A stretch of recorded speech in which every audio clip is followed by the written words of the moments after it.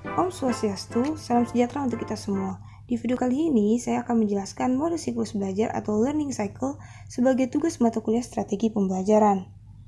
Materi yang akan saya bahas yang pertama adalah model belajar siklus 3E, yang kedua model belajar siklus 5E, dan yang ketiga model belajar siklus 7E. Sebelum lebih lanjut, saya akan membahas sedikit dari learning cycle. Model pembelajaran learning cycle dikembangkan dari teori pengembang kognitif Piaget yang berbasis konstruktivisme. Learning cycle adalah suatu model pembelajaran yang berpusat pada siswa atau student center yang merupakan rangkaian tahapan-tahapan kegiatan yang diorganisasikan sedemikian rupa sehingga siswa dapat menguasai kompetensi yang harus dicapai dalam pembelajaran dengan berperan aktif. Learning cycle merupakan strategi pengajaran yang secara formal diterapkan pertama kali di program sains sekolah dasar, yaitu Science Curriculum Improvement Study. Namun beberapa studi menunjukkan bahwa penerapan teknik pengajaran ini telah menyebar luas di berbagai tingkat kelas, termasuk universitas. Learning cycle dikembangkan lebih dari 32 tahun yang lalu pada awalnya oleh Robert Kaplus dan Thayer dalam Science Curriculum Improvement Study. Model siklus belajar pertama kali dikembangkan oleh Robert Karpus dan Thayer dari Universitas Columbia Berkeley pada tahun 1970-an. Mereka mengidentifikasi adanya 3 fase yang digunakan dalam model pembelajaran ini, yaitu primary exploration, investigation, dan discovery.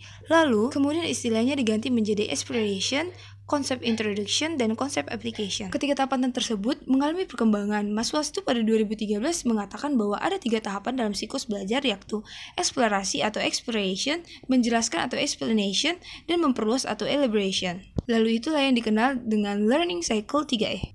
Kemudian dikembangkan kembali oleh Anthony Weilersbach pada tahun 2002. Pada learning cycle 5E terdapat penggabungan ketiga fase pada learning cycle 3E dan penambahan 2 fase tersebut, yakni ditambahkan tahap engage sebelum explorate dan tahap evaluate pada bagian akhir dari siklus. Selain itu, pada tahap konsep introduction dan konsep application masing-masing diberi istilah explain dan elaborate. Oleh karena itu, learning cycle 5E fase ini sering dijuluki oleh LC atau 5E. Tahap-tahapan model pembelajaran siklus 5E. Fase engagement, guru berusaha membangkitkan dan mengembangkan minat siswa tentang topik yang akan diajarkan. Pada fase exploration, pada dasarnya tujuan ini adalah mengecekkan pengetahuan yang dimiliki oleh siswa.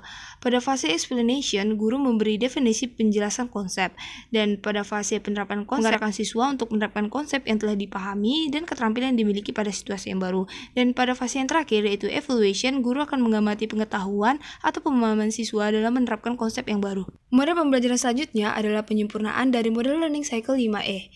Eisencraft pada tahun 2003 mengembangkan learning cycle menjadi 7 tahap. Perubahan yang terjadi pada tahap siklus belajar 5E menjadi 7E terjadi pada fase engage menjadi 2 tahap, yaitu elige dan engage. Sedangkan pada tahap elaborate dan evaluate menjadi 3 tahap, yaitu menjadi elaborate, evaluate, dan extend. Tahapan-tahapan model pembelajaran siklus 7E. Fase yang pertama elicit, di mana guru menggali pengetahuan awal siswa. Fase yang kedua engage, guru menarik perhatian dan merangsang kemampuan berpikir siswa. Fase yang ketiga explore, siswa memperoleh pengetahuan dengan pengalaman langsung. Fase yang keempat explain, fase pengenalan konsep, hukum, dan teori baru.